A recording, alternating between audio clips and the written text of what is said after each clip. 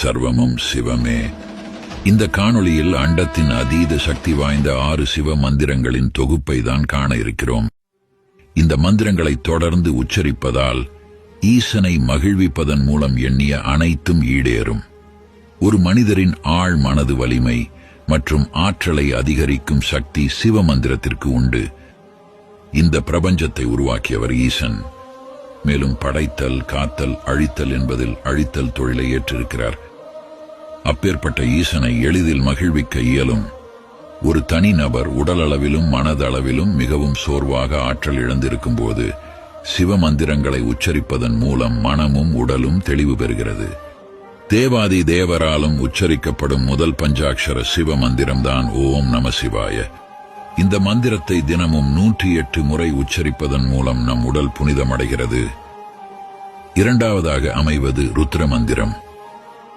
ஓம் நமோ பகவதே ருத்ரே. ஈசனின் ஆசிகளை பெற இந்த மந்திரத்தை உச்சரிக்க வேண்டும்.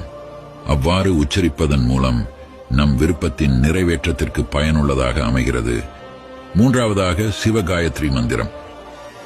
ஓம் தத்புருஷாய வித்மஹே மகாதேவாய தீமஹி தன்னோ ருத்ர பிரசோதயா. இது மிகவும் சக்தி வாய்ந்த ஒரு மந்திரமாகும்.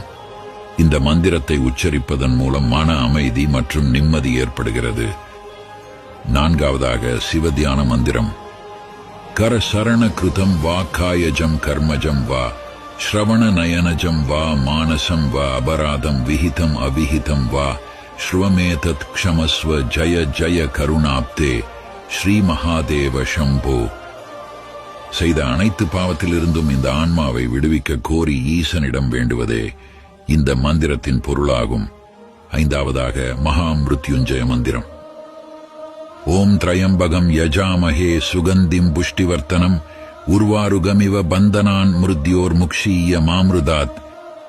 இந்த மந்திரத்தை உச்சரிப்பதன் மூலம் இறப்பு குறித்த பயத்தில் இருந்து விடுபட இயலும்.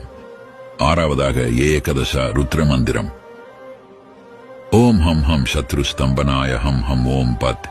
ஓம் ஸ்ரீம் ஹ்ரீம் ஸ்ரீம் சர்வ மங்களாய பின்களாய ஓம் நமஹா. ஈசனை வெவ்வேறு வடிவங்களில் வழிபட இந்த மந்திரங்கள் பயன்படுகிறது.